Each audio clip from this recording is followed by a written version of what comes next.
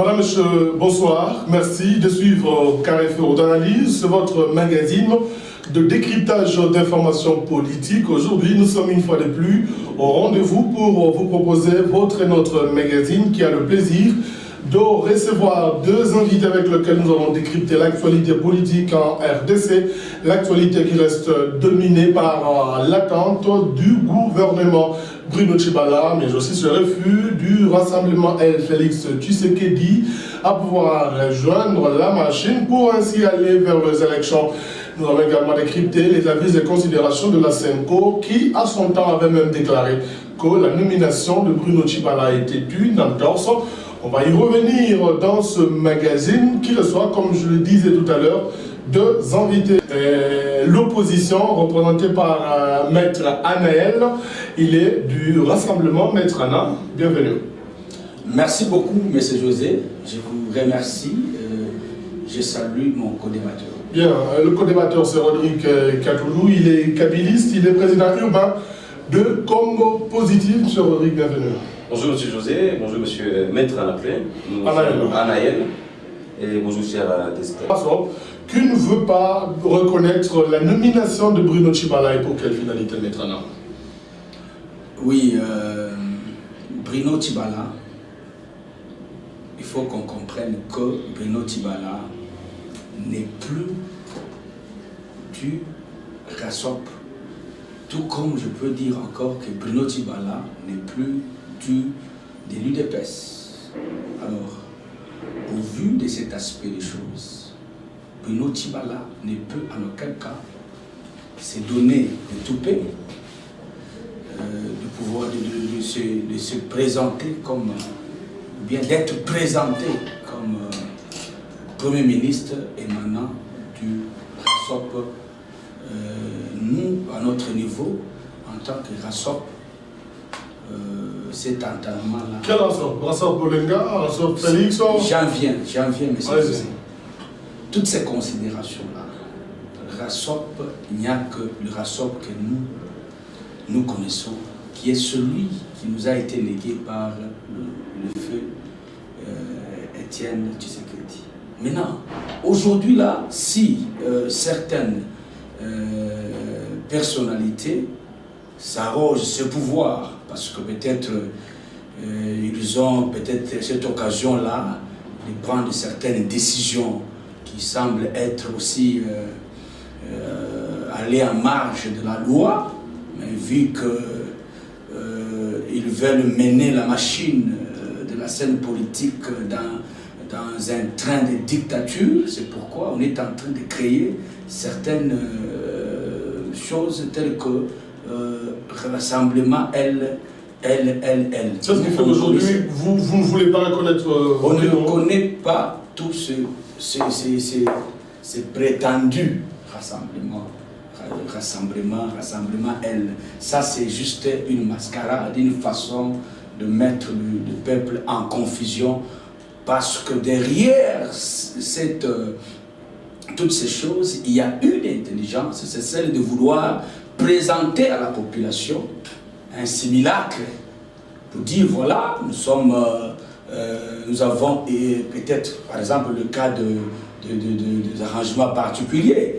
C'est une façon de chercher. On va y revenir. Oui, bon, ça c'est juste à titre d'exemple, une façon de chercher à montrer à la population que voilà, il y a eu inclusivité pour tel ou tel cas. Mais ce qui est vrai, nous reconnaissons le seul rassemblement, c'est celui qui est de Félix Tshisekedi présentement. C'est pourquoi, actuellement plutôt, c'est pourquoi nous disons, pour le reste là, je ne sais pas, RASOP Kenya, RASOP Katouba, ça nous ne connaissons pas. D'accord, on revient à vous tout à l'heure. Ce n'est que le décor. Alors, M. Rodrigue, quelle lecture faites-vous par rapport à l'actuelle position du rassemblement Félix, non seulement qui ne reconnaît pas Bruno, mais qui réclame l'application de l'accord? De quelle application parle ce rassemblement?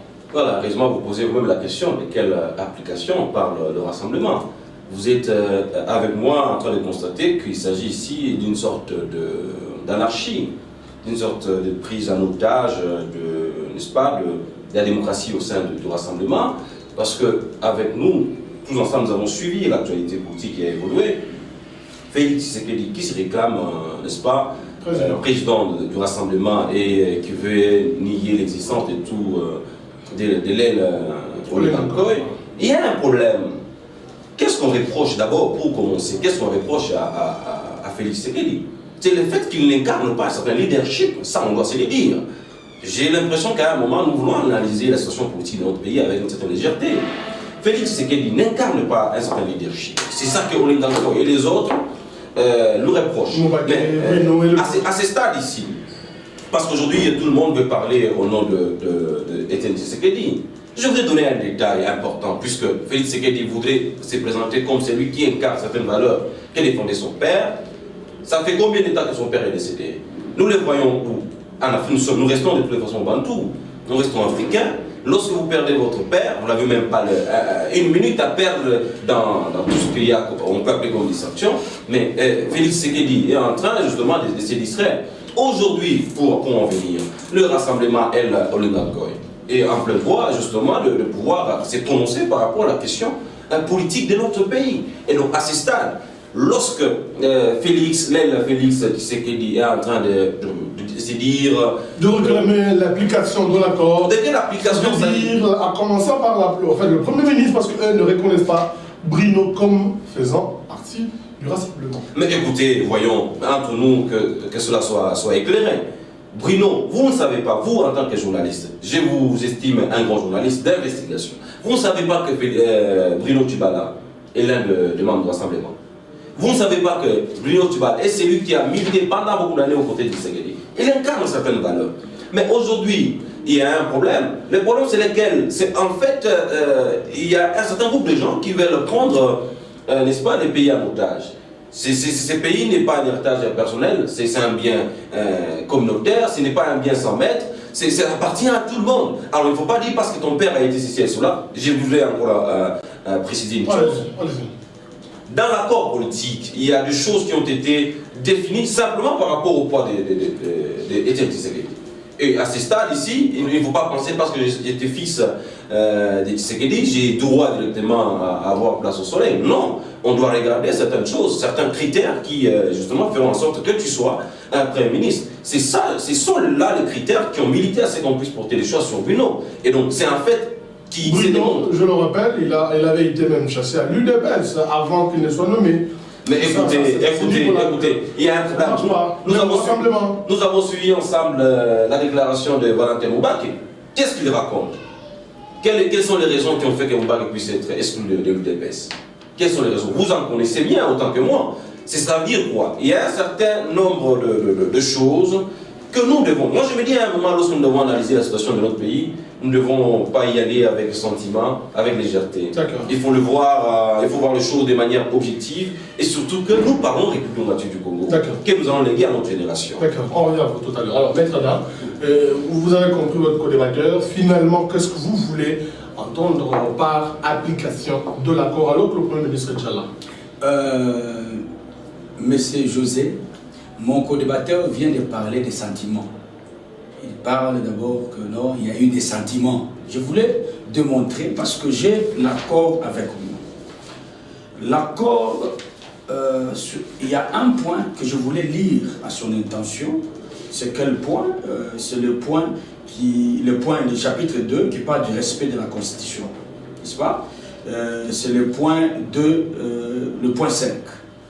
Ça, c'est un engagement fait par les parties prenantes signataires de l'accord. Qu'est-ce que les partis se sont dit? Les partis s'engagent à exécuter de bonne foi le présent compromis et recommandations formulées par le Conseil national de suivi de l'accord et du processus électoral. Qu'est-ce que ça veut dire? C'est un engagement que les parties prenantes de l'accord, signataires de l'accord du sens diocésain, ils ont pris l'engagement d'exécuter de bonne foi le présent compromis et les recommandations formulées par le Conseil national de suivi de l'accord. Ça veut dire quoi? Il y a eu des compromis. Les compromis qu'il y a eu par rapport à l'accord, c'était que l'opposition, le RASOP, doit présenter un Premier ministre au président de la République et le président devait en principe nommer. Pourquoi je dis que non, ils se sont engagés pour respecter. C'est un engagement au vu de la loi. Mais vous allez comprendre qu'aujourd'hui, il y a violation de l'accord. Il y a violation de l'accord comment? Vous venez de le dire tout à l'heure d'ailleurs que M. Bruno Tibala était déjà chassé de l'UDPS. Mais qui dit de quelqu'un qui ne fait plus partie du groupe, mais qui vient d'être nommé? Maître, il y a eu un certain critérium qui a été mis en place pour la nomination. Mais ils ont tiré ça d'où, le critérium là? Ils ont tiré ça d'où? Parce que tout ce qui doit être fait doit être tiré de l'accord. Global et inclusif. Qu'est-ce que ça veut dire? Ça veut dire que l'accord, si on foule au pied l'accord, on est allé à côté. On est allé à côté comment? Parce que Bruno est issu du RASOP avant que Tshisekedi ne meure. C'est lui d'ailleurs qui Bruno Tibala n'est plus de l'UDPS, d'office il ne fait plus partie du rassemblement. Pour ce simple fait qu'il ne fait plus partie du rassemblement, si ils l'ont nommé, c'est par rapport à leurs intérêts. C'est quelqu'un qui a été acheté par un plat d'haricots pour présenter celui-là comme étant du RASOP, mais il n'est pas du RASOP. Pourquoi jusqu'à présent, le président, M. Kabila, ne veut pas, jusqu'à présent, parler avec Félix Tshisekedi, arriver à prendre le nom de Tshisekedi? Parce qu'il sait que Tshisekedi, c'est lui le vrai premier ministre qui était présenté par le RASOP. C'est pourquoi nous disons ceci. Tu n'es plus par son père, c'est devenu par le RASOP, parce qu'on a une lettre. Le père, laissé par le feu, Etienne Tshisekedi. Je vous dis que le père a été en consensus avec tous les membres confondus du RASOP, et il y a eu cette résolution-là, c'est pourquoi il y a eu la présence de cette lettre-là. C'est-à-dire, Félix Tshisekedi est reconnu par le RASOP. Le RASOP, pas le RASOP, nous disons ceci, il n'y a que le RASOP Félix Tshisekedi. Et pourquoi on ne veut pas aujourd'hui que le RASOP Félix Tshisekedi puisse présenter quelqu'un? Parce qu'ils savent bien que tous les autres là, ce sont des membres qui sont déjà membres de la majorité, mais ils sont en train de distraire la population. Nous ne sommes plus au temps, M. José, de distraire la population. Nous sommes au temps où il faudra que nous puissions réellement aider la population à se retrouver dans ce droit le plus légitime. Le droit de la population, c'est que nous puissions arriver aux élections afin de la désignation d'un président élu. Et toutes ces astuces-là, nous sommes en train de comprendre, c'est juste pour barricader le processus électoral.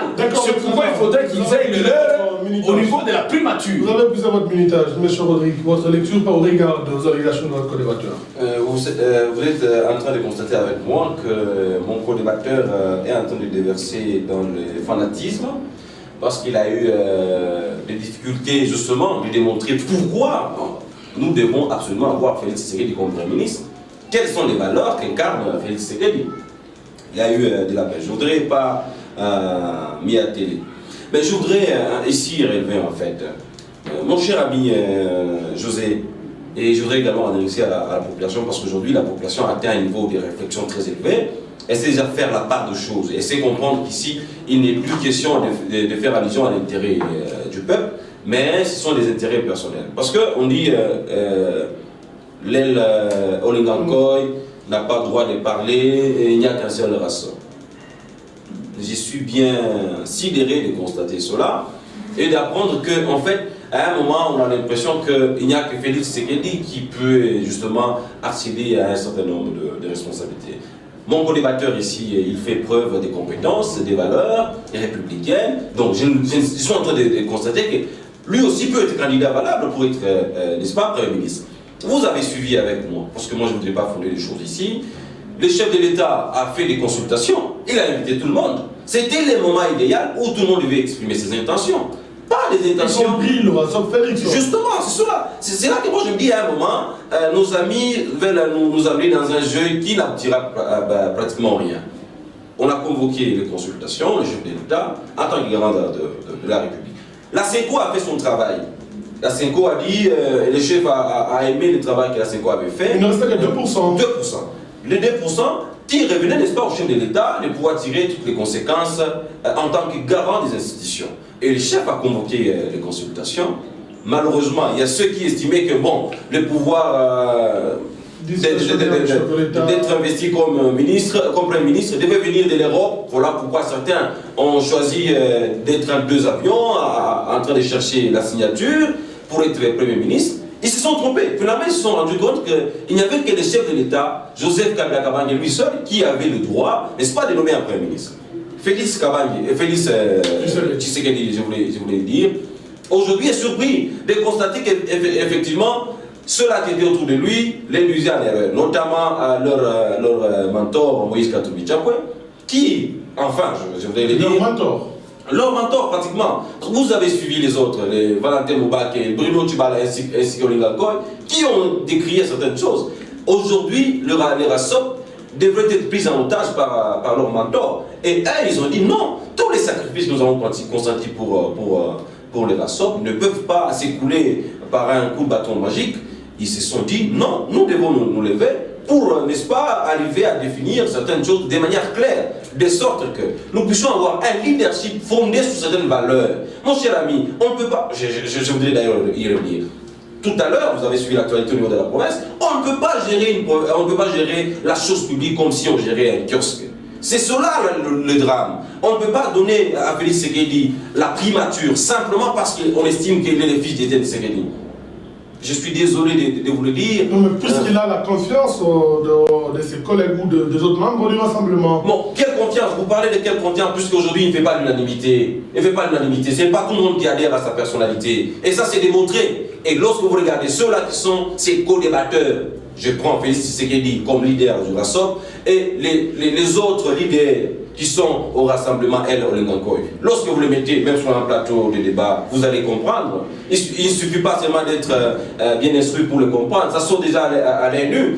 Félix Tshisekedi n'a pas la carrure, n'a pas la personnalité, le leadership d'un Premier ministre. Ça, c'est là le problème.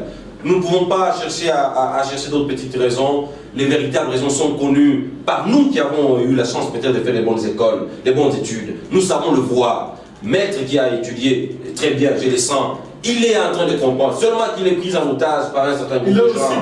Il est pris en otage aussi. Parce qu'aujourd'hui, il essaie de démontrer que notre ami n'a pas certaines valeurs. Entre nous, concevoir par la face, il s'agit d'une république. Et nous devons parler de la république sans sentiment, mon cher ami. Maître, le RASOP pas pris en otage par les il faut aujourd'hui que les choses bloquent. Moi, je crois qu'il doit faire l'inverse. Ça veut dire quoi? L'inverse, c'est que c'est M. Kabila qui est en train de prendre. D'abord, il a pris en otage tous les pays. Et il veut que tout le monde le suive.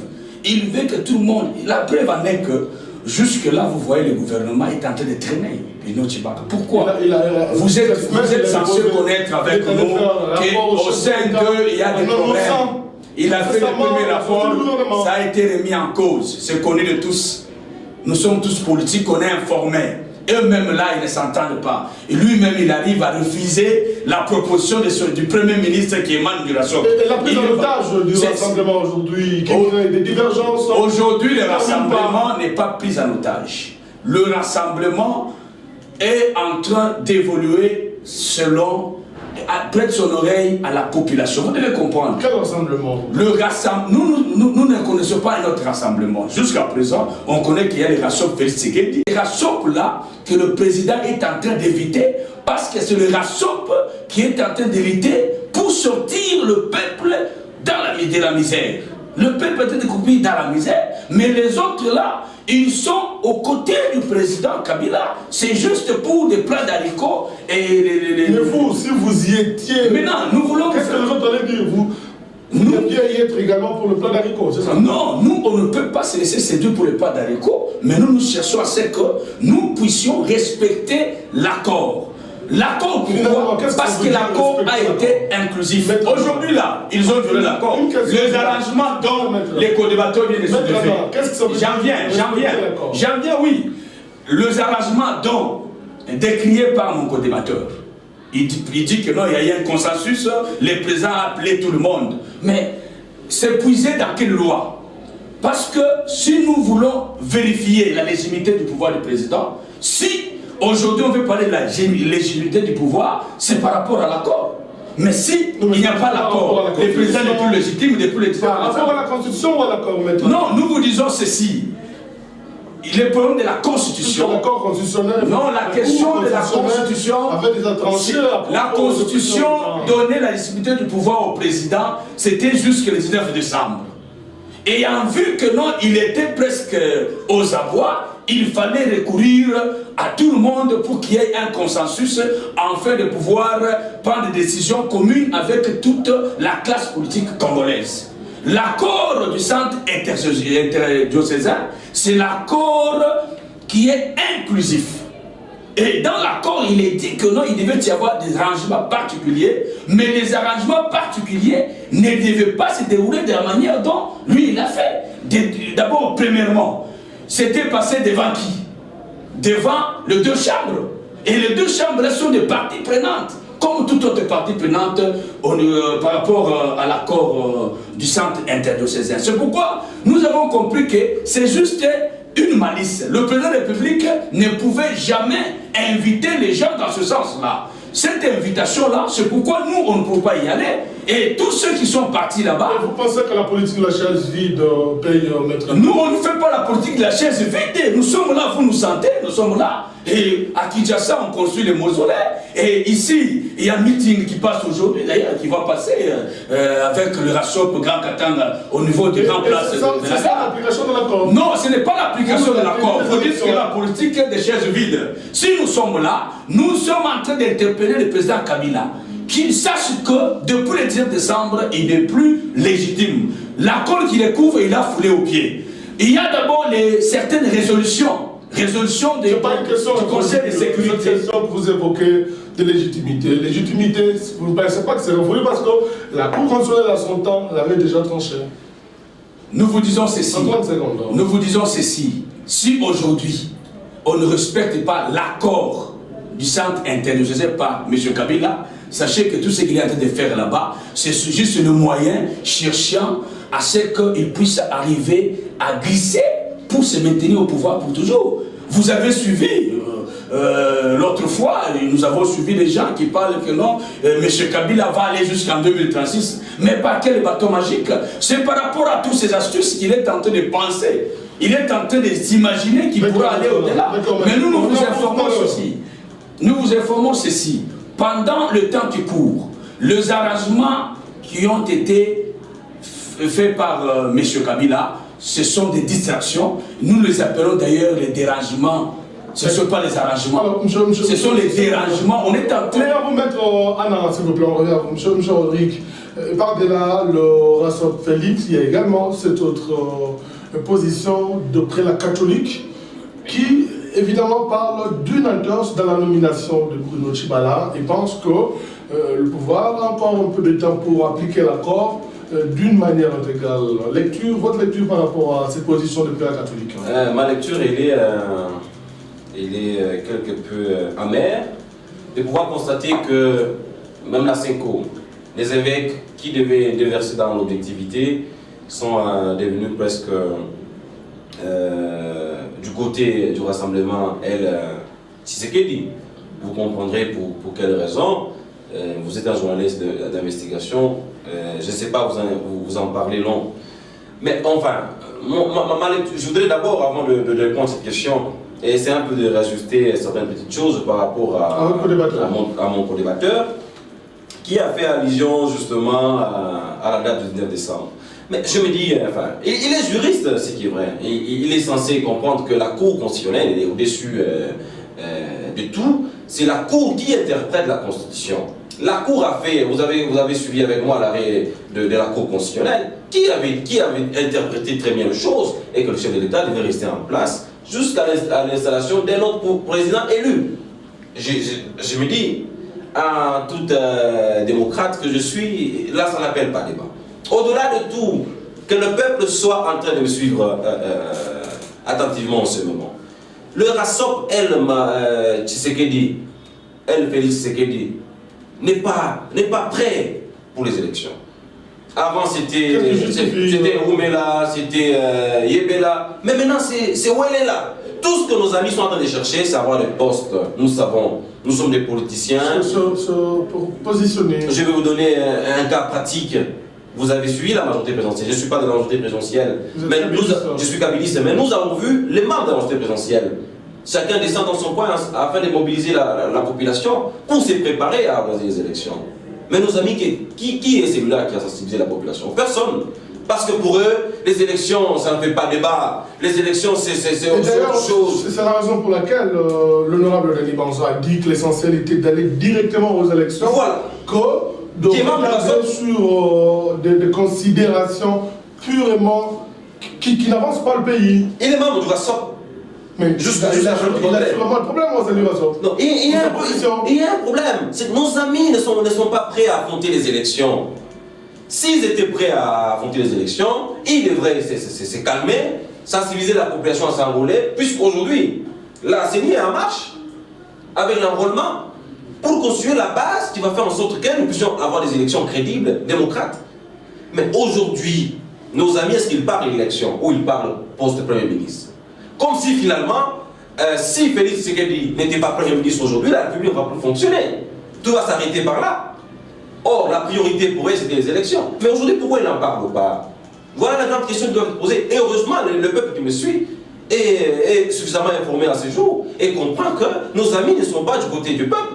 C'est que nos amis veulent avoir des postes et cela pour se positionner. C'est là où le bas blesse. Je voudrais inviter mon co-débatteur ici, au bon sens encore.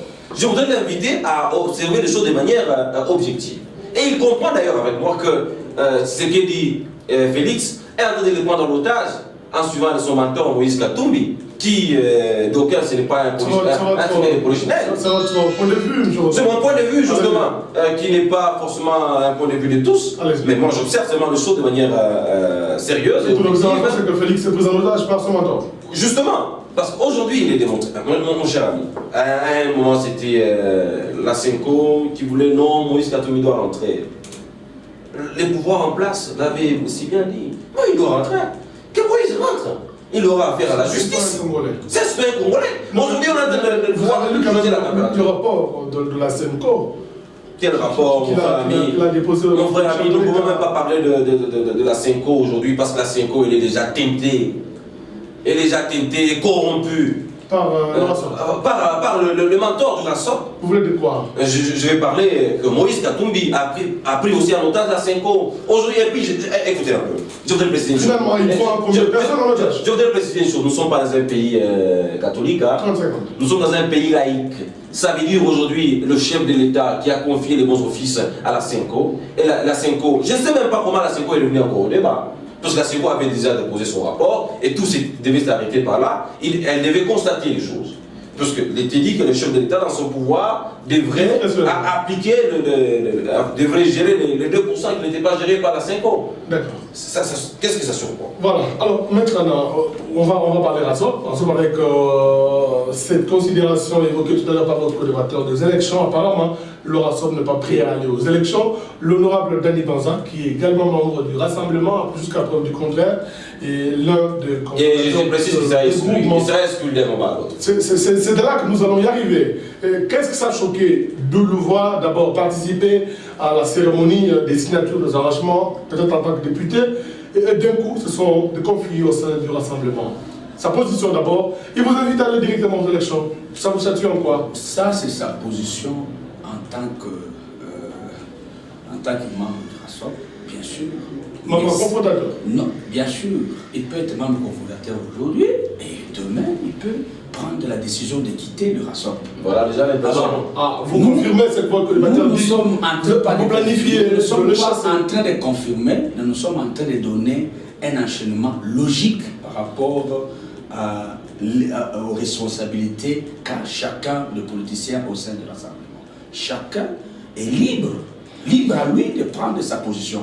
La position de Denis Banza, et votre point de vue par rapport à ça? Le point de vue. Et sa présence à cette cérémonie? Non, sa présence, ça frise déjà la malice, ça frise la corruption, ça frise déjà la trahison.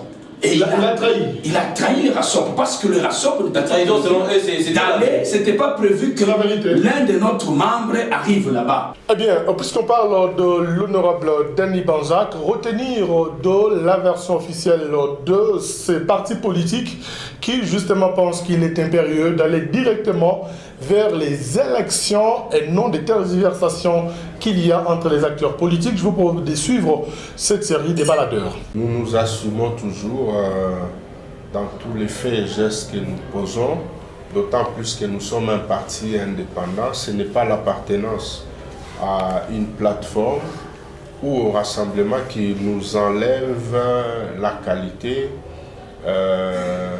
ou le droit de nous exprimer individuellement sur X, Y questions posées par rapport au contexte actuel de notre politique.